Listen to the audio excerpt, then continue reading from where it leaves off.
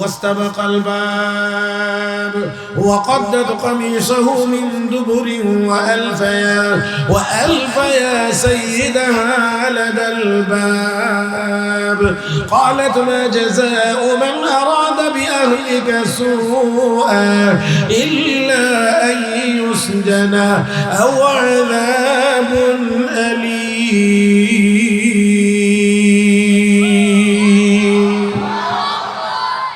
জুলাইখা যখন অপবাদ চাপিয়ে দিয়েছিল ইউসুফ আলাইহিস সালাম তখন জবাবে বলেছিলেন না না আমি এমন কোনো কাজ করার কোনো ইচ্ছা পরিকল্পনা কোনো কিছুই আমার নাই আমাকে দিয়ে গুনার কাজ করাইতে চাইছে তাহলে বোঝা গেল জুলাইখা কই ইউসুফ দোষী ইউসুফ কই জুলাইখা দোষী সাক্ষী পাবে কোথায় থেকে 6 মাসের একটি বাচ্চা ওই নির্জন রুমের ভিতরে দুলনাই দুলছিল মাত্র কয় বছর 6 মাস মাত্র 6 মাস আল্লাহ রাব্বুল আলামিন ওই কঠিন মুহূর্তে ওই 6 মাসের বাচ্চার জবান আল্লাহ খুলে দিয়েছেন ওয়া শাহিদা শাহিদুন মিন আহলিহা ইন কানা কমিসুহু কুদ্দা মিন ক্বাবলিন ফাসাদাকাত ওয়া হুয়া মিনাল কাযিবিন وإن كان قميصه قد من دبر فكذبت وهو من الصادقين فلما رأى قميصه قد من دبر قال إنه من كيدكن إن كيدكن عظيم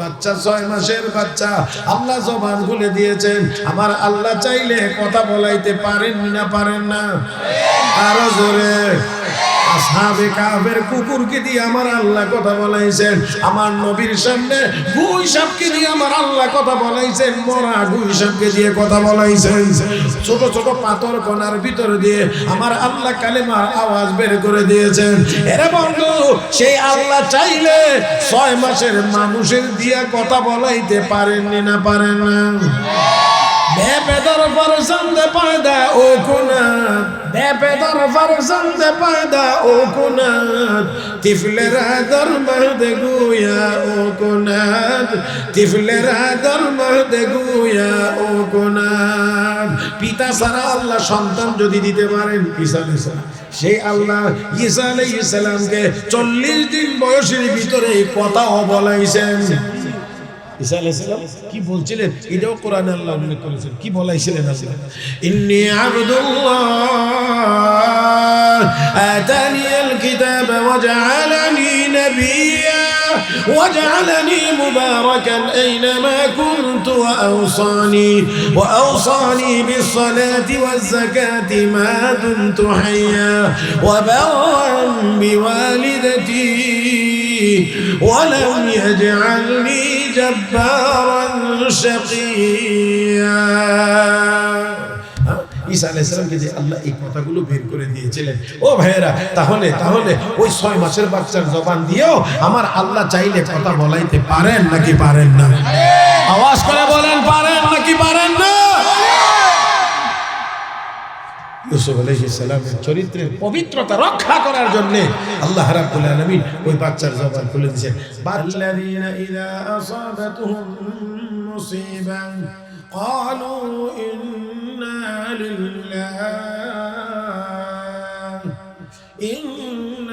লিল্লাহি ওয়া ইন্না ইলাইহি রাজিউন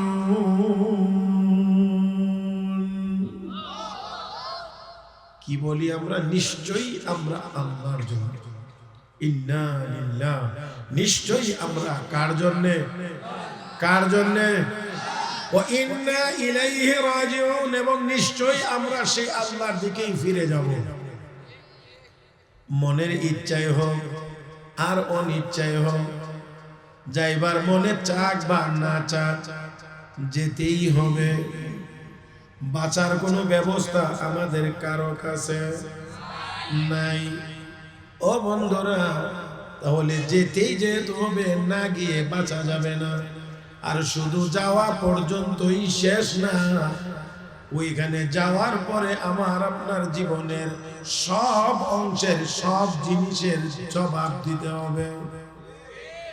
ثم لتسألن يومئذ عن النعيم। সকল নিয়ামতের ব্যাপারে আল্লাহর কাছে জিজ্ঞাসিত হওয়া লাগবে।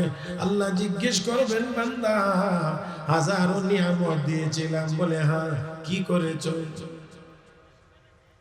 কি করেছো নিয়ামত পেয়ে? একটু জবাব দাও। ও মুসলমান, ওই দিনটা, ওই সময়টা, ওই প্রশ্নগুলো আমার আপনার সকলের সামনে আছে না নাই? এরা জবাব ভালোভাবে একটু খেয়াল করতে হবে। যদি কবরস্থানের দিকে একটু গভীরভাবে তাকাও, তাহলে দেখতে পাইবা তোমার চেয়েও কম বয়সী মানুষটি কবরে ঘুমাইতে আছে। তাহলে বোঝা গেল দুনিয়াতে আসার সিরিয়াল থাকলেও দুনিয়া থেকে যাওয়ার কোন সিরিয়াল নাই। এমন লোক আছে, দাদা দুনিয়াতে আছে কিন্তু নাতি নাই, বাবা আছে ছেলে নাই, বড় ভাই আছে ছোট ভাই নাই। তাহলে দুনিয়া থেকে চলে যাওয়ার সময়টা আমাদের জানা নাই। চলে যেতে হবে এটা অবশ্যই নিশ্চিত, শতভাগ নিশ্চিত। আল্লাহ রাব্বুল আলামিন আমাদেরকে ওই দিনটার কথা স্মরণ করায় দেন। واتقوا يوما ترجعون فيه إلى الله। ওই দিনটাকে ভয় করো যেদিন আল্লাহর দিকে তোমাদেরকে ফিরিয়ে নেওয়া হবে। ও মুসলমান, ওই দিনটার কথা যদি কারো স্মরণ থাকে, তাহলে ওই মানুষটা গুনার কাজ করতে পারবে না, অন্যায় করতে পারবে না। কারণ আমাকে আল্লাহর কাছে ফিরিয়ে দিতে হবে, ওইখানে গিয়ে আমার জীবনের জবাব দিতে হবে। মনে মনে খেয়াল করলে হবে না, জবাব না দিয়ে মনে হয় কোনোটা বাদ যাবে, কোনোটা ছাড় পাবো, এমন না। সবগুলোর ক্ষেত্রে জবাব দিতে হবে। আমার বন্ধুরা, লক্ষ্য করার বিষয়, আজকে আমাদের মুসলমানদের ইন্টারন্যাশনাল সমস্যা, আন্তর্জাতিক সমস্যা হলো আমাদের গুনাহ। যদি আমরা তাকাই তাহলে দেখব পৃথিবীর 200 কোটি মুসলমানের মধ্যে অধিকাংশরাই আমরা গুনাহের ভিতরে ডুবে আছি। মুরব্বীরা কহেন না, যুবকরা একটু জোরে কম। যদি আমরা গুনার কাজটা ছেড়ে দিয়ে, যদি মুসলমান আমরা সবাই গুনার কাজটা যদি ছেড়ে দিতে পারি, আমি বিশ্বাস করি 15 কোটি মুসলমান আমরা বাংলাদেশে একবার আল্লাহু আকবার বলবো, এই বাংলার জমিন থেকেই বলবো, ইসরায়েলের মসনদ থরথর করে কাঁপতে থাকবে। বলবো এখানে, কাঁপবে ওখানে। আমার বন্ধুরা, এটা বিশ্বাস করতে একটু কষ্ট হয়, তাই না? হ্যাঁ, বাংলাদেশে মিয়া সাহেব, আলেম সাহেব, বুজুর্গ সাহেব মোবাইলে কোরআনের আয়াত পড়া ফু দিছে মোবাইলে। ইংল্যান্ডে, লন্ডনে রোগী ভালো হয়ে গেছে। হ্যাঁ আছে, ওইরকম জানেন আপনারা কিছু, তাইলে না? এখান থেকে বাংলাদেশে বসে যদি মোবাইলে ফু দিলে ইংল্যান্ডের রোগী ভালো হতে পারে, বাংলার জমিন থেকে আল্লাহু আকবার আওয়াজ করলে প্যারে হাজির, তাহলে পাওয়ার হবে তখন গুনাহ মুক্ত হইতে পারব যখন। আর যতক্ষণ পর্যন্ত গুনাহ আর সওয়াবে খিচুড়ি চলবে, ততদিন পর্যন্ত আমাদের এই হুঙ্কার হবে, কিন্তু হুঙ্কারের কোনো পাওয়ার হবে না, অ্যাকশন হবে না। আমার ভাইরা, সাহাবায়ে কেরাম সবসময় সংখ্যায় কম ছিলেন, কিন্তু বেশি সংখ্যক কাফের বেঈমানদেরকে তারা পরাজিত করতে পেরেছিলেন, কারণ তাদের ঈমান আমল ছিল সমৃদ্ধ। আমার বন্ধুরা, তাদের মধ্যে গুনাহ ছিল না, যার কারণে ময়দানে গিয়ে মাত্র 60 জন গিয়ে বলছে আল্লাহু আকবার, 60,000 ময়দান থেকে পলায়ন করতে বাধ্য হয়েছে। তো আল্লাহ বলেন, ওয়াত্তাকু ইয়াওমান তুরজাউনা ফীহি ইলাল্লাহ। ওই দিনটাকে ভয় করো, যেই দিন তোমাদেরকে আল্লাহর কাছে ফিরিয়ে নেওয়া হবে। ও ও বন্ধুরা লক্ষ্য করে দেখেন, ইউসুফ আলাইহিস সালাতু ওয়াস সালামকে জুলাইখা নির্জন জায়গাতে নিয়ে গেছেন। একটা রুমের ভিতরে গিয়ে গেটটা আটকাইছেন, আরেকটা রুমে গিয়ে এটা আটকাইছেন, আরেকটা গিয়ে এটা আটকাইছেন। সাতটা কেমন নির্জন জায়গাতে নিয়ে গেছেন। এমন নির্জন জায়গায় নিয়ে জুলাইখা ইউসুফ আলাইহিস সালামকে বলেছিলেন, হাই তালাক, ও ইউসুফ, আমার মনের আকাঙ্ক্ষা তোমাকে পূরণ করতে হবে। ইউসুফ আলাইহিস সালাম তখন বলেছিলেন, মাআযাল্লাহ, আমি আল্লাহর আশ্রয় চাই, আমি আল্লাহর সাহায্য চাই গুনার কাজ করতে। পারব? কার সাহায্য চাই? বলেন না, কার সাহায্য চাই? মাআযাল্লাহ, আমি আল্লাহর আশ্রয় চাই। ইন্নাহু রাব্বি আহসানা মাসওয়ায়া ইন্নাহু লা ইউফলিহুজ জালিমুন। যারা এই গুনার কাজ করে তারা কখনোই সফল হইতে পারবে। আমরাও সফল হতে পারছি না কেন? আমরা গুনাহগার। আজকে অমুকে আমাদের দিকে চোখ রাঙায়, তমুকে আমাদের দিকে চোখ রাঙায়, অমুকে আমাদেরকে এটা কয়, অমুকে আমাদেরকে এটা কয়। আমার বন্ধুরা, একমাত্র কারণ আমাদের ঈমান দুর্বল, আমাদের আমলের ত্রুটি। এরা বন্ধুরা, এই জগৎ দুনিয়ার কাফির বেঈমানদেরকে আমাদের ভয় করা লাগে।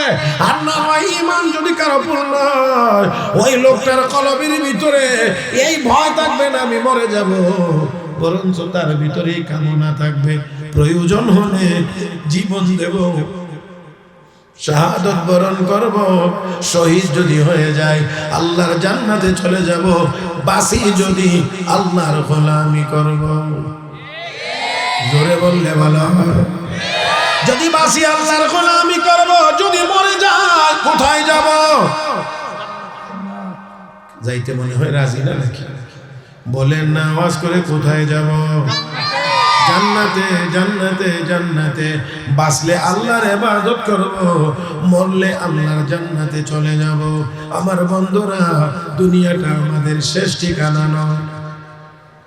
কাফের বেঈমানরা মনে করে এই দুনিয়াটাই সবকিছু, দুনিয়াটাই সবকিছু তারা মনে করে। আর আমরা মনে করি দুনিয়াটা আসলে কিছুই, দুনিয়াটা আসলে কিছুই না।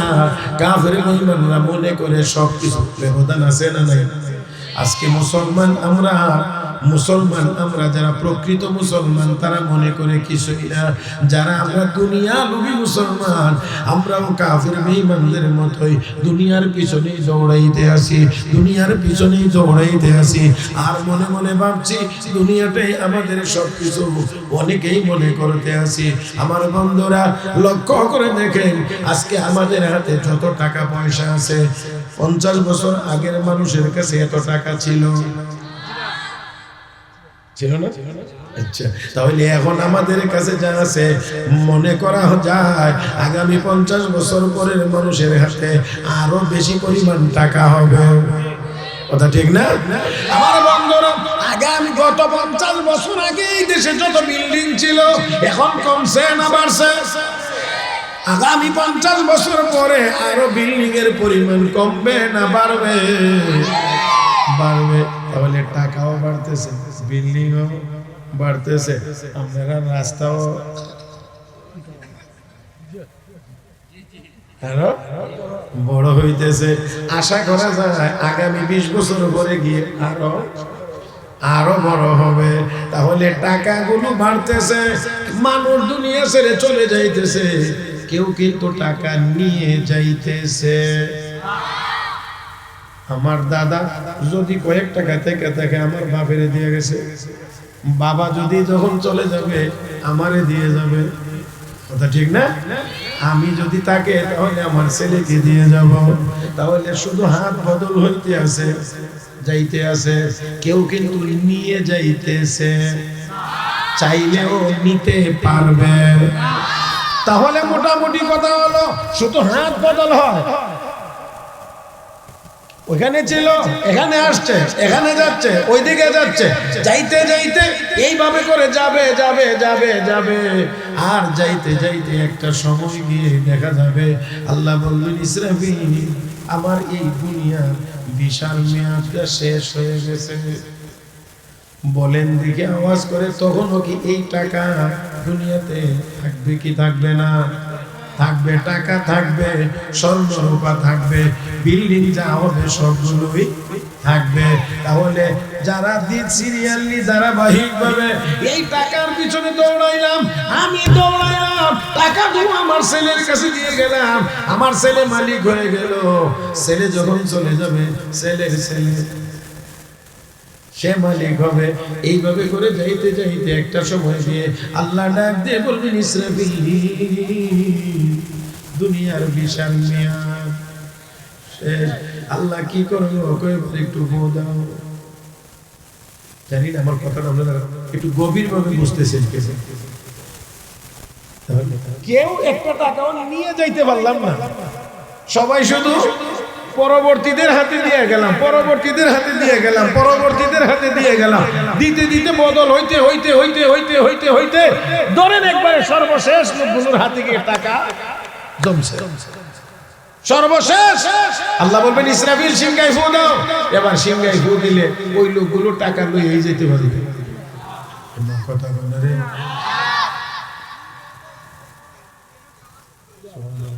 কি করে বাবা? বলে বাবা তোর মিছিলটা একটু থামারে বাবা।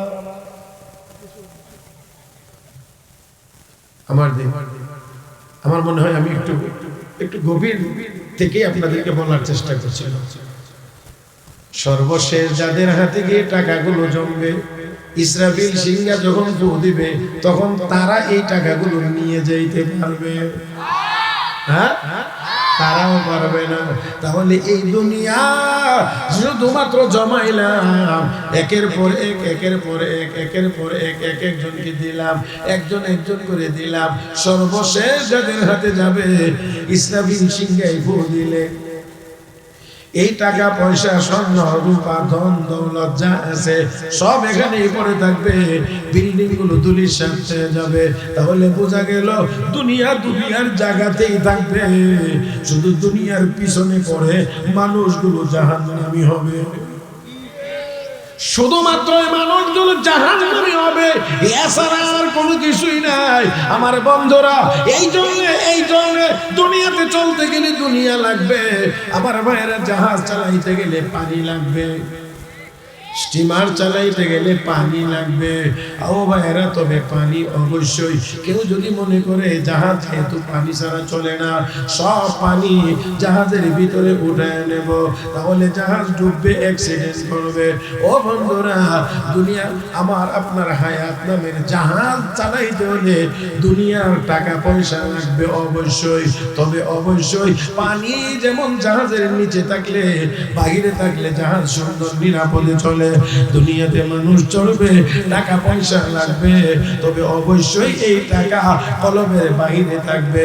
এই টাকার মহব্বত যদি কারো কলবের ভিতরে প্রবেশ করে, পানি ঢুকলে যেমন জাহাজ ডুবে, দুনিয়ার মহব্বত কারো কলবের ভিতরে ঢুকলে ওই লোকটাও অ্যাক্সিডেন্ট করে জাহান্নামে যাবে। আমি আপনাদের কাছে জানতে চাইব, আমরা কি কেউ জাহান্নামে যাইতে চাই? আওয়াজ করে বলতে হবে, আমরা কি জাহান্নামে যাইতে চাই? না না না। তাহলে এই রঙিন দুনিয়ার পিছনে দৌড়াইলে হবে না, দৌড়াইতে হবে জান্নাতের পিছনে। হয় নাই? জান্নাতের দিকে দৌড়াইতে হবে, জান্নাতের দিকে। ও বন্ধুরা, জান্নাতের দিকে যদি কেউ দৌড়ায়, দুনিয়া তার পিছনে পিছনে আসবে। অবশ্যই দুনিয়ার দাম কম হবে, মানুষের দাম বেশি হবে। মানুষ যখন দুনিয়ার পিছনে দৌড়ায়, তখন দুনিয়ার দাম বাড়ে, মানুষের দাম কমে। দুনিয়ার পিছনে দৌড়াইলে দুনিয়ার দাম বাড়ে, মানুষের দাম কমে। মানুষ যদি জান্নাতের দিকে দৌড়ায়, মানুষের দাম বাড়ে, দুনিয়ার দাম বেজার হবেন না। আজকে যদি লক্ষ্য করেন তাহলে দেখবেন, আরো অনেক দিন আগে একবার আমি মানব জমিন পত্রিকায় দেখলাম একটা রিপোর্ট লেখা, সেটা হলো মাত্র 1000 টাকার বিনিময়ে, মাত্র 1000 টাকার বিনিময়ে ভাড়াটিয়া হয়ে আরেকজন মানুষকে খুন করেছে। কত টাকা? 1000 টাকা পাবে, তারে মেরে দিলেন, হত্যা করলেন। এই 1000 টাকা নিয়ে একজন মানুষকে খোঁজ করে ফেলেছে। এবার একটু চিন্তা করেন আমরা কতদূর নিচে গিয়ে পৌঁছেছি।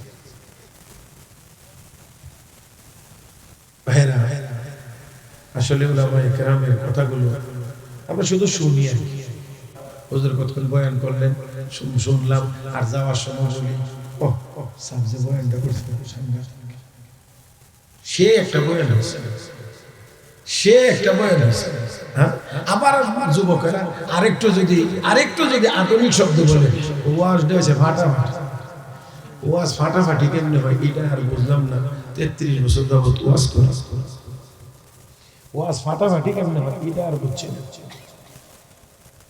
মুহতারাম হাজির, আপনাদের একটা জিনিস খেয়াল করবেন, যার যত খিদা বেশি খানি তার কাছে তত বেশি মজা। বেশি খিদা, চরম খিদা, ফান্তাবাদ দিল আগে দেন 1-2 মিনিট খায়া লই পরে চিন্তা করুন। কারণ কি? খিদা বেশি। আর একবারে যদি পেট ভরা থাকে তাহলে কোরমা পোলাও দিলেও কোরমা জায়গা নেই। আপনি নিজেকে যতটা ক্ষুধার্ত মনে করবেন কোরআন হাদিসের দিক থেকে, আপনার কাছে কোরআন হাদিসের কথা তত বেশি মজা লাগবে। আর যদি মনে মনে ভাবি আমিও তো জানি, তাহলে আর মজা লাগবে না। এজন্য এই মজলিসগুলোতে আসতে হলে আগে নিজেকে ক্ষুধার্ত মনে করে আসতে হবে যে আমি নসিহতের ক্ষুধার মধ্যে আছি, দ্বীনের ক্ষেত্রে আমি ক্ষুধার্ত। তাহলে এখানে বসলে কথাগুলো ভালো লাগবে, মজা লাগবে, এবং আল্লাহ তৌফিক দিলে কিছু না কিছু আমলের ইচ্ছাও মনের ভিতরে জাগবে। আমি আগেই বলছি, লম্বা করব না, শুধু একটা ঘটনা আজকে আপনাদেরকে শোনায় আলোচনা শেষ করব ইনশাআল্লাহ। যুবকদেরকে অনুরোধ করব একেবারে আমার দিক তাকিয়ে শোনার জন্য। শাহ আব্দুল আজিজ মুহাদ্দিস দেহলভী রাহমাতুল্লাহ আলাইহি, যার ব্যক্তিত্ব সম্পর্কে লম্বা আলোচনা করা যাইতে পারে, শুধু একটা কথাই বলি, যার ফতোয়ার ভিত্তিতে এই ভারতবর্ষের আলেম ওলামা, সাধারণ মুসলমান, হিন্দু সহ সবাই মিলে, সর্বশেষ সবাই মিলে ব্রিটিশদের বিরুদ্ধে আন্দোলন করে, যুদ্ধ করে এই দেশ থেকে তাদেরকে তাড়ানো হয়েছিল। এই মূল ফতোয়াটা দিয়েছিলেন হযরত মাওলানা শাহ আব্দুল আজিজ মুহাদ্দিস দেহলভী রাহমাতুল্লাহ। এই আল্লাহর বান্দা অসাধারণ সুন্দর ছিলেন। শাহ ওলিউল্লাহ মুহাদ্দিস দেহলভী রাহমাতুল্লাহ আলাইহির ছেলে, ওলি ইবনে ওলি আমরা যাদেরকে বলি আর কি, মানে ওলির বাবা ওলি, ছেলে ওলি, অনেক বড় ব্যক্তিত্ব। সেই লোকটি যখন মাদ্রাসায় পড়তে যান, তাকে দ্বিতীয় ইউসুফ বলে লোকেরা ডাকত। ইউসুফ আলাইহিস সালাম যে সুন্দর, এই জন্য ওনাকে দ্বিতীয় ইউসুফ বলে ডাকত। যাওয়ার সময় এক জমিদারের বাড়ি থেকে বাড়ির কাজ দিয়ে যাওয়া, এই জমিদারের মেয়ের বদনজর পড়েছে এই মাদ্রাসা পড়ুয়া তালিবুল ইলমের উপরে। আমি দূরত্ব বজায় রেখে বলার চেষ্টা করব যুবকেরা, এখানে হাসবার মতো কোনো উপাদান নাই। এজন্য আমি বিনয়ের সাথে বলবো, সবটুকুই আমরা সম্পূর্ণ কথা পজিটিভ লাইনে চিন্তা করব, নিজে গুনাহ থেকে বাঁচার নিয়তে। ভিন্ন দিকে দৃষ্টিভঙ্গি ঘোরানোর কোনো সুযোগই এখানে নেই। এই বদনজরের কারণে দেখতে দেখতে দেখতে দেখতে এক পর্যায়ে এসে অনেকটাই অধৈর্য হয়ে গেছে। যেমন জুলাইখা ইউসুফ আলাইহিস সালামকে দেখতে দেখতে এক প্রকার অধৈর্য হয়ে গিয়েছিল।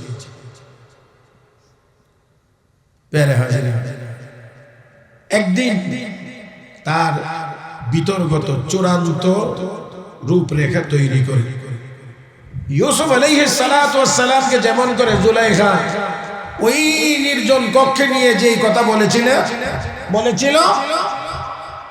এই দ্বিতীয় ইউসুফ শাহ আব্দুল আজিজ মুহাদ্দিস দেহলভী রাহমাতুল্লাহি আলাইহি ওনাকে ওই জমিদারের মেয়ে লোক মারফত খবর পাঠাইছে, আপনাকে একটু জমিদারের মেয়ে আপনাকে বলছেন ওনার কি সমস্যা, এই সমাধান দেওয়ার জন্য। মেয়াসাব মানুষ সাধারণত কেউ যদি কোনো সমস্যার কথা বলে স্বাভাবিকভাবে এতটুকুই দৃষ্টিতে আসে হয়তো কোনো মাসলা মাসাইলের সমস্যা, এই জাতীয় কোনো কিছু আমার কাছ থেকে জানতে চাইবে, সেই জন্যে তিনি এই সরল নিয়ে গেছেন। কিন্তু ওই বাড়ির ভিতরে যাওয়ার পরে যেমন জুলাইখা ইউসুফ আলাইহিস সালামকে নির্জনে নিয়ে আটকাইছিল, ঠিক এই মেয়েও শাহ আব্দুল আজিজ মুহাদ্দিস দেহলভী রাহমাতুল্লাহ আলাইহিকে এমন ভাবে আটকায়া কয়, আমি দীর্ঘদিন থেকে তোমার জন্য আসক্ত, আজকে তোমাকে নিয়ে এসেছি, আমার এই চাহিদা তোমাকে পূরণ করতে হবে। জোরে কর না আল্লাহর বান্দা চিন্তা করতে লাগলেন, আমি এখন কি করব? যদি আমি দৌড় দেই তাহলে আমার উপরে দোষ চাপানো হবে। স্বাভাবিক, নিজের উপরে দোষ মহিলারা রাখে না। ইউসুফ আলাইহিস সালাতু ওয়াস সালাম উনিও ওই নির্জন জায়গা থেকে দৌড় দিয়েছিলেন। আল্লাহ রাব্বুল আলামিন দরজাগুলো খুলে দিয়েছিলেন। উনি চিন্তা করেন, আমি তো ইউসুফ নবী না, আমার জন্য দরজা নাও খুলতে পারে।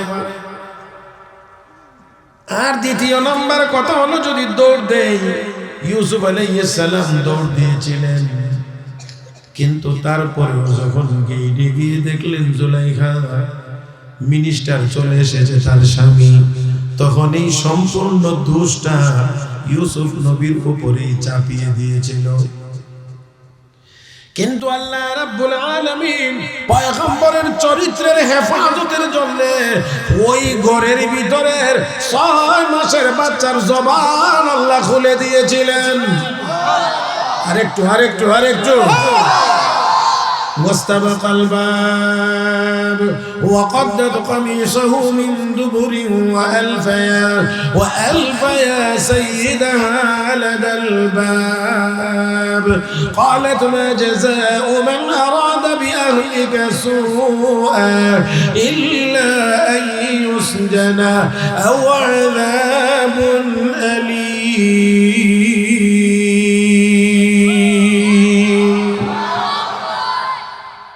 জুলাইখা যখন অপবাদ চাপিয়ে দিয়েছিল, ইউসুফ আলাইহিস সালাম তখন জবাবে বলেছিলেন, না না, আমি এমন কোনো কাজ করার কোনো ইচ্ছা পরিকল্পনা কোনো কিছুই আমার নাই, আমাকে দিয়ে গুনার কাজ করাইতে চাইছে। তাহলে বোঝা গেল জুলাইখা কয় ইউসুফ দোষী, ইউসুফ কয় জুলাইখা দোষী। সাক্ষী পাবে কোথায় থেকে? 6 মাসের একটি বাচ্চা ওই নির্জন রুমের ভিতরে দুলনায় দুলছিল। মাত্র কয় বছর? 6 মাস, মাত্র 6 মাস। আল্লাহ রাব্বুল আলামিন ওই কঠিন মুহূর্তে ওই 6 মাসের বাচ্চার জবান আল্লাহ খুলে দিয়েছেন। ওয়াশাহিদা শাহিদুন মিন আহলিহা ইন কানা কমিসুহু কুদ্দা মিন ক্বাবলিন ফাসাদাকাত ওয়া হুয়া মিনাল কাযিবিন وإن كان قميصه قد من دبر فكذبت وهو من الصادقين فلما رأى قميصه قد من دبر قال إنه من كيدكن إن كيدكن عظيم।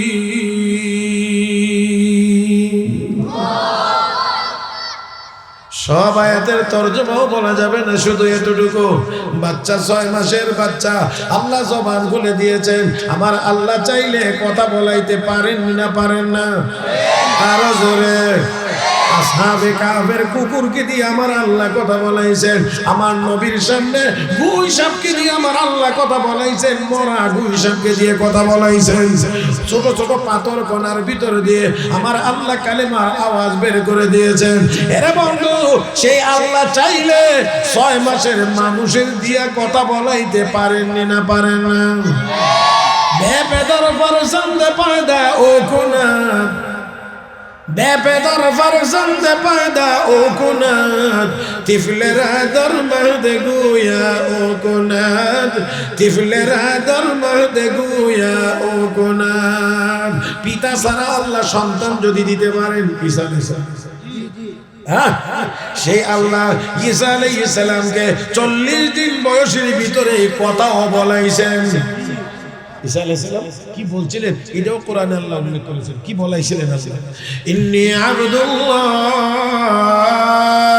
আতানিয়াল কিতাব ওয়া জাআলানি নাবিয়্যা ওয়া জাআলানি মুবারাকান আইনামা কুনতু ওয়া আওসানি বিস-সালাতি ওয়াজ-যাকাতি মা দুমতু হাইয়্যা ওয়া বাররান বিওয়ালিদাতি ওয়া লাম ইয়াজআলনি جبارا شقيا الله ঈসা আলাইহিস সালামকে যে আল্লাহ এই কথাগুলো বের করে দিয়েছিলেন ও ভাইয়েরা তাহলে ওই 6 মাসের বাচ্চার জবান দিয়েও আমার আল্লাহ চাইলে কথা বলাইতে পারেন নাকি পারেন না আওয়াজ করে বলেন পারেন নাকি পারেন না ইউসুফ আলাইহিস সালামের চরিত্রের পবিত্রতা রক্ষা করার জন্য আল্লাহ রাব্বুল আলামিন ওই বাচ্চার জবান খুলে দিয়েছেন বাচ্চাও আবার এই কথা কইছে না ইউসুফ নির্দোষ জুলাইখা দোষী এমনটা কইছে না বরঞ্চ এমন একটা মূল নীতি আল্লাহ তার মুখ দিয়ে বের করে দিয়েছেন যেটা শুধু ইউসুফ জুলাইখা পর্যন্ত সীমিত না কিয়ামত পর্যন্ত এই ফর্মুলা চলমান ইউসুফ আলাইহিস সালামের পক্ষে ওই বাচ্চা কেমনে কো মিনিস্টার সাহেব দেখেন তো ইউসুফ নবীর জামাটা কোন দিক দিয়ে ছিঁড়া যদি সামনের দিক দিয়ে ছিঁড়া হয় তাহলে ইউসুফ দোষী জুলাইখা নির্দোষ ইউসুফ জুলাইখার উপরে আক্রমণের লেগে গেছে জুলাইখা বাঁচবার জন্য কাপড় জামা কাপড় ধরে টান টুন দিছে ছিঁড়া গেছে আর যদি জামা পিছন দিক দিয়ে ছিঁড়া হয় তাহলে ইউসুফ নির্দোষ জুলাইখা দোষী বুঝা যায় এটা আলামত যে ইউসুফ বাঁচবার জন্য দৌড় দিছে জুলাইখা পিছনে জামা ধরে টান ছিঁড়া গেছে হ্যাঁ তাহলে বোঝা গেল বিচারের আগে আলামত কিছু দেখতে আমরা চিহ্নে দিলে আমার সময় নেই এই জন্য আজকে আর বললাম না এই লাইনটা থাক যদি আবার আজকে না আবার আরেকদিন যদি আল্লাহ বাসায় রাখে ওই দিন বলবো না তখন দেখবেন এটা দিলে সুরের হককে দেখ কসুরি কসুরি দেখছ সাক্ষী যদি দেও হে রোজ এরা করতে করতে হে রে আর অস্তিত্ব রাখে না তুই চোখে দেখছ হ্যাঁ কেমনে চুরি করছে কত করছে কোন সময় করছে মানে এর এমন দমকানি কতক্ষণ ফরজ না থাকতো বাদ দিন আমি দেখছি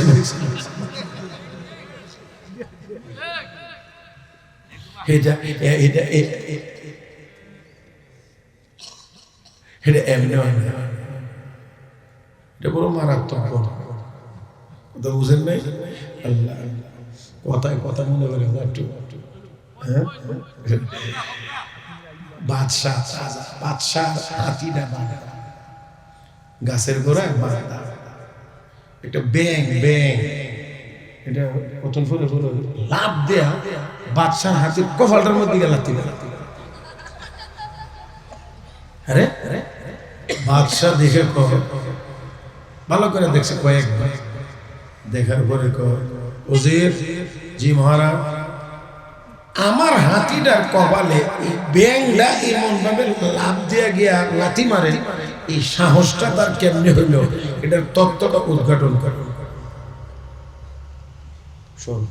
এটা তো একটা জটিল বিষয় এটা তো একটা কঠিন জিনিস ব্যাং হাতির কপালে লাথি মারে এটার কি কারণ উদ্ঘাটন করা যায় তো যাক যারা মন্ত্রী হয় তারা তো আমার মতো এমন বেকল তার মন্ত্রী এরা তো কিছু আকল বুদ্ধি লাগে যেতই করো তবে আকল বুদ্ধি তো লাগে চুরি করতে গেলে আমি বুদ্ধির দরকার আছে কথা কয় না তো এখন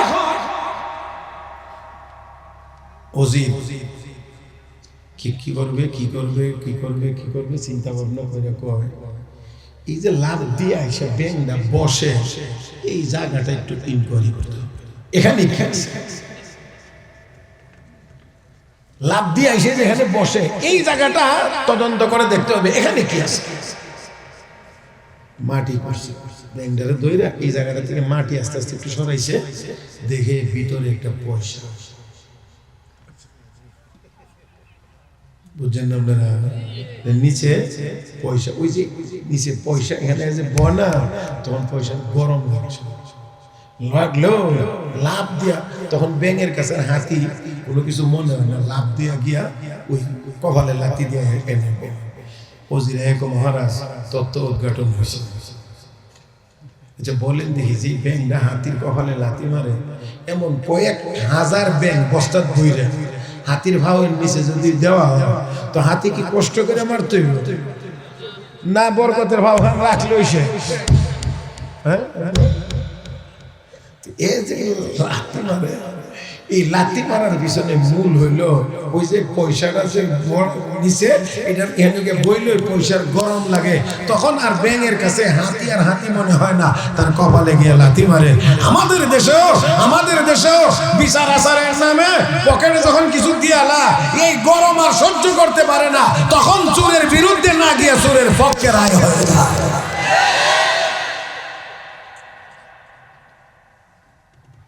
বেশি কষ্ট হয়ে যাবে।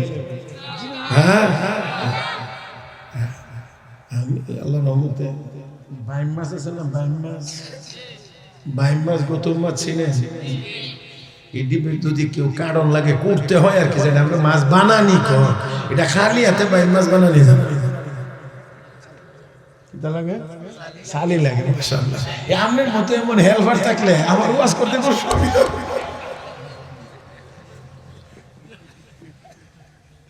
কি লাগে? আমি আল্লাহর রহমতে মাঝে মাঝে কিছু কিছু ক্ষেত্রে শালি যাব ধরতে যাবো, তবে এটা সব সময় না, সব জায়গাতে না, সব মাছের ক্ষেত্রে যেমন শালি লাগে না, সব ওয়াজের ক্ষেত্রে, সব বৈশিষ্ট্যের ক্ষেত্রে আমারও লাগে না। তবে মাঝে মাঝে দুই একটা বলে শালি যা না ধরলে এই ফিসলাটিতে আটকায়াও রাখা যায় না। কথা কয় না? আল্লাহ মাফ করে দিন, আল্লাহ মাফ করে দিন। প্যারে হাজরিন, এখন ইউসুফ আলাইহিস সালাতু ওয়াস সালামের এই পবিত্রতার জন্য আল্লাহ কয়দিনের বাচ্চার জবান খুলে দিয়েছে? 6 মাসের বাচ্চার জবান আল্লাহ খুলে দিয়ে কথা বলায়া আল্লাহ ইউসুফ আলাইহিস সালামের পবিত্রতার হেফাজত করেছিলেন।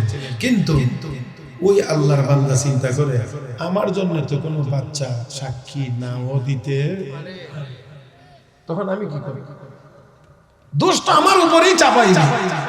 আমার পক্ষে যদি দরজা না খোলে, আমার পক্ষে যদি কোনো বাচ্চা সাক্ষী না দেয়, তখন কি হবে? এই জন্য আল্লাহর বান্দা তখন বলতে আছে, আমার একটু ওয়াশরুমে যাওয়ার সুযোগ। সবাই মনে করবে এই ক্ষেত্রে ওয়াশরুমে যাওয়ার অর্থ একটু ফ্রেশ হয়ে প্রস্তুতি নিয়ে তারপরে আসবে।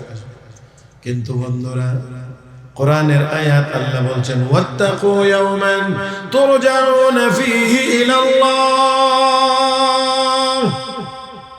ওই দিনটাকে ভয় করো, যেই দিন আল্লাহর দিকে তোমাদেরকে ফিরিয়ে নেওয়া হবে। সুম্মা তুওয়াফা কুল্লু নাফসিন মা কাসাবাত। দুনিয়ার জীবনে যা কামাই করেছো তার পরিপূর্ণ বিনিময় সেদিন দেওয়া হবে।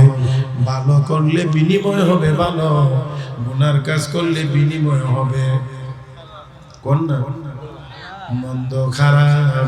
আল্লাহর বান্দা ওই চিন্তা করে, ওই ওয়াশরুমের ভিতরে ঢুকলেন, ঢোকার পরে এবার ওইখান থেকে কাঁচা ময়লা এনে শরীরের মধ্যে জামা কাপড়ে ইচ্ছা মতো লাগাইছে। বুঝাইতে পারছি না? কাঁচা ময়লা পায়খানা শরীরের মধ্যে, জামা কাপড়ে ইচ্ছা মতো নোমা খাইছে। আমি একটু জিজ্ঞেস করি, ওই যুবতীর যেমন চাহিদা আছে, যুবকেরও তো চাহিদা আছে, কিন্তু ওর চাহিদার সাথে আল্লাহর ভয় নাই, ওই দিনের ভয় নাই। এই জন্য যে কোনো ভাবে চাহিদা পূরণের চিন্তা করে। আমার বন্ধুরা, আর আল্লাহর বান্দা ওই যুবক ছাত্রের ভিতরে ওই দিনের ভয় থাকার কারণে গুনাহ থেকে বাঁচার জন্য শরীরের মধ্যে পায়খানা মাখাইছে। আল্লাহু আকবার।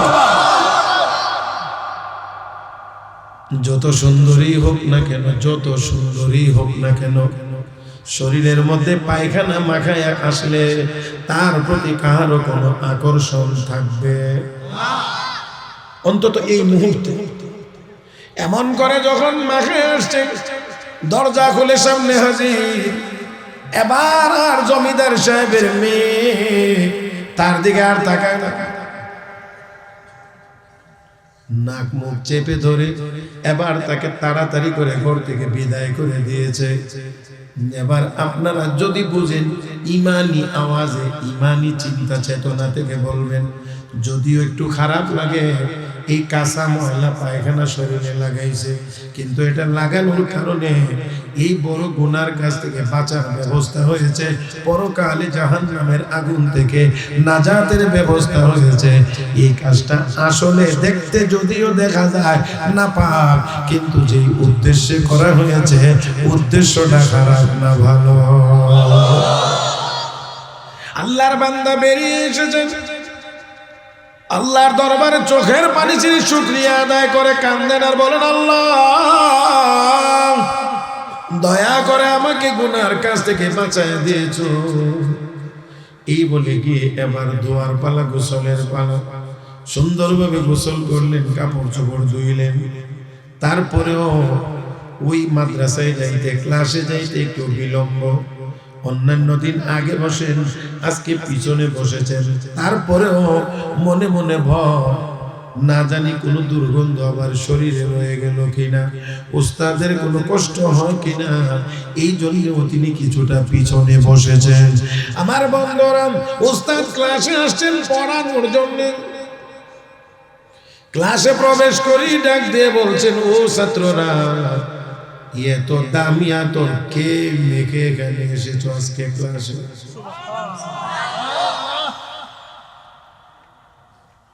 আব্দুল আজিজ মুহাদ্দিসে দেহলভী বিতর্কিতভাবে অবস্থা বড় খারাপ। যতই আমি পিছনে বসেছি, মনে হয় কোনো দুর্গন্ধ গিয়ে উস্তাদের নাকে লেগে গেছে। এই জন্যে আতরের কথা বলে এখন খুঁজে বের করতে চায়। চুপ করে মাথাটা নিচের দিকে দিয়ে রইলেন। আবার জিজ্ঞেস করলেন, কে তো দামি আতর মেখে এসেছ? কেউ জবাব দেয় না, মাথাটা নিচের দিকে, চোখ দিয়ে যেন পানি বের হয়ে যাচ্ছে, আর মনে মনে শুধু বলছে, মালিক আজকে কি আমি এমন করে লজ্জিত হইব? উস্তাদ আবার বললেন, কে রে, এত দামি আতর মেখে এসেছো, বলো না কেন? কেউ কোনো জবাব দেন না। উস্তাদ এবার একটু রাগান্বিত হয়ে বললেন, পড়াইব পরে, আগে খুঁজে দেখব কার শরীর থেকে এই সুঘ্রাণ আসতেছে। এই কথা বলার পরে মনটা যেন আরো ভেঙে গিয়েছে। একজন একজন করে খুঁজে নেন, একজন একজন করে টান দিয়ে কাছে নেন, নাক লাগাইয়া ঘ্রাণ খুঁজে বের করার জন্য সিরিয়াল আস্তে আস্তে সামনের দিক থেকে যাইতে যাইতে কাছাকাছি চলে এসেছে। আল্লাহর বান্দা চোখের পানি ছেড়ে শুধু শুধু মনে মনে কান্দে, ও মালিক আমি তো তোমার সন্তুষ্টির জন্য, গুনার কাজ ছাড়বার জন্য শরীরে এই নাপাক দুর্গন্ধ, এই ময়লা আমি লাগাইছিলাম। আল্লাহ আমি কি লজ্জিত হইব, আমি কি অপমানিত হইব?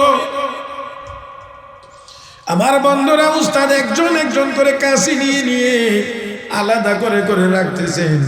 সিরিয়ালে যখন ওনার সব সিরিয়াল চলে এসেছে, এবার কাছে নিয়ে নাক লাগাইতেই বলতে আছে, ও আব্দুল আজিজ, তোমার শরীর থেকেই দেখি এই দামি আতরের সুঘ্রাণ আসতেছে।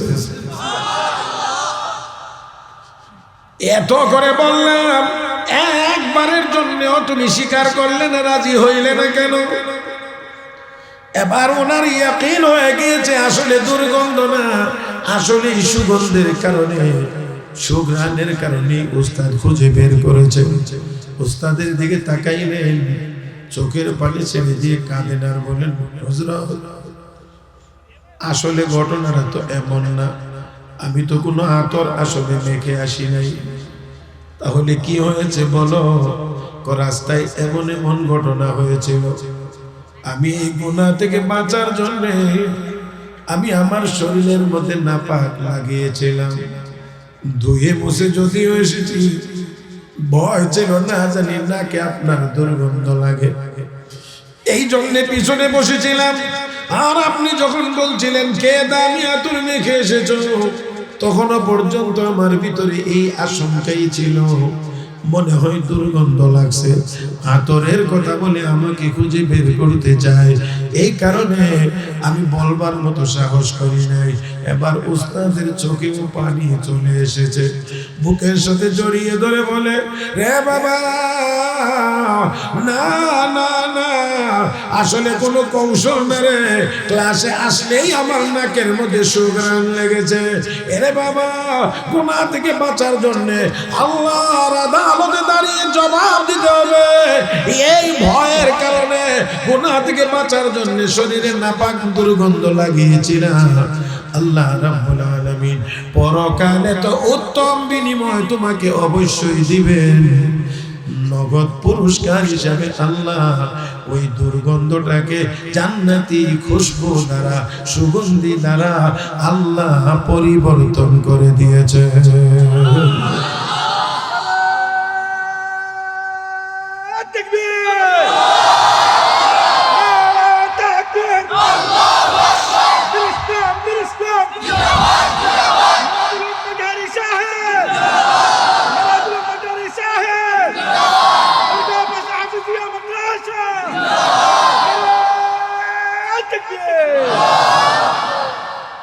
মুহতারাম হাজিরিন, আসুন, আল্লাহ রাব্বুল আলামিন সেজন্য বলেন, ওয়াত্তাকু ইয়াওমান তুরজাউনা ফীহি ইলাল্লাহ। আল্লাহ সর্বশেষ আয়াত, কোরআনে এই আয়াতের পরে আর কোন আয়াত নাজিল হয়নি। সর্বশেষ আয়াতে কি বললেন আল্লাহ, কি মেসেজ দিলেন? ওই দিনটাকে ভয় করো যেদিন সবাইকে তার আদালতে ফিরিয়ে নেওয়া হবে। দেখেন, আমরা অনেক সময় মৌতের কথা, কবরের কথা, হাসরের কথা বললে অনেকে ঠাট্টা করে, মোল্লারা খালি মাটির নিচের কবরের কথা। আরে যে মালিক বানাইছেন সেই মালিক সর্বশেষ কোরআন নাজিল করতে গিয়ে সর্বশেষ আয়াতেও এই কথাটাই বলে দিয়েছেন, ওই দিনটাকে ভয় করো। ওই দিনের কথা আমাদের মাথায় এখন নাই, না থাকার কারণে হাজারো অপরাধ আমাদের দ্বারা হচ্ছে। আর যারা ওই দিবসটার চিন্তা করেছিল তাদের দ্বারা অপরাধ হয় নাই, ওই যুগটা সোনালী যুগ ছিল।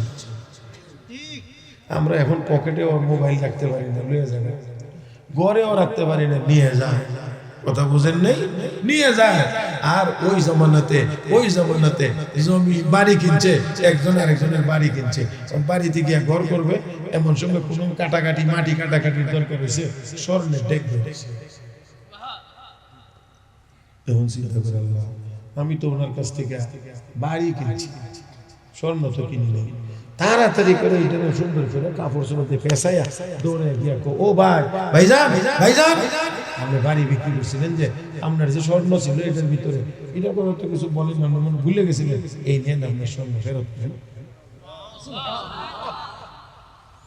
আর আমরা 2 আনা ওজনের একটা রিং কানের মধ্যে মহিলার, স্বর্ণ না সিটি গুলি, এটাও নিশ্চিত না, তারপরেও জালেমরা টান দিয়া কান্ডা শুদ্ধা সিরালে। এটা হাসার কথা না, আসলে হাসার কথা ছিল না। স্বর্ণ নিয়ে গেছে, বল কেন নিয়ে গেছে? আমি যে এটা রাখবো ওই হাসরের দিন কি জবাব দেবো? কারণ আল্লাহর আদালতে তো আমাকে হাজির হতে হবে, জবাব দেবো কি? আল্লাহ যদি জিজ্ঞাসা, তুই তো বাড়ি কিনছিলে, স্বর্ণ তো কিনছিস। যেমন উনি ঘুরে এক ভাই বাড়ি বিক্রি করে লেছি, যা ছিল সব বিক্রি হয়ে গেছে, আমি এখন ফেরত নিতে পারবো না, কারণ এই ব্যাপারে আমারও কোনো কথা ছিল না যে আমার এখানে কিছু আছে, থাকলে এটা আমি নেবো, কেউ আসেনি, কোনো কিছু বলি নাই, কাজে যা আছে সব বিক্রি হয়ে গেছে, আমি আর এখান থেকে ফেরত নিতে পারবো না, কারণ নিলে আমি আবার জবাব দেব, আল্লাহ যদি জিজ্ঞাসা বিক্রি করে আবার কেমনে ফেরত নিতে। ও এখন কি বড় বড় জটিল অবস্থা, এখন কেউ নিতে রাজি না। আর আমি আমার কাছে লই আইলে কইলাম, বলে তুমি যে আইছো কেউ দেখছে, রাস্তা দিয়ে আইসো দেখে তো এতে তো আবার আরেক ঝামেলা। হ্যাঁ, মামলা হজরত ওমরের কাছে, হজরত ওমর দুজনের খোঁজ খবর নিলেন, নিয়ে দেখেন এই বলছে আর কি যে আমার কোর্টের মামলা পরে, আগে তোমরা সাথে একটু পরিচিত হই, পরিচয় জানলেন একজনের ছেলে আছে একজনের মেয়ে আছে। হযরত ওমর কয় তোমরাই আত্মীয় হওয়ার উপযুক্ত, বেওয়াই হওয়ার উপযুক্ত, ছেলে মেরে দিয়ে বিয়া করে দাও আর স্বর্ণটা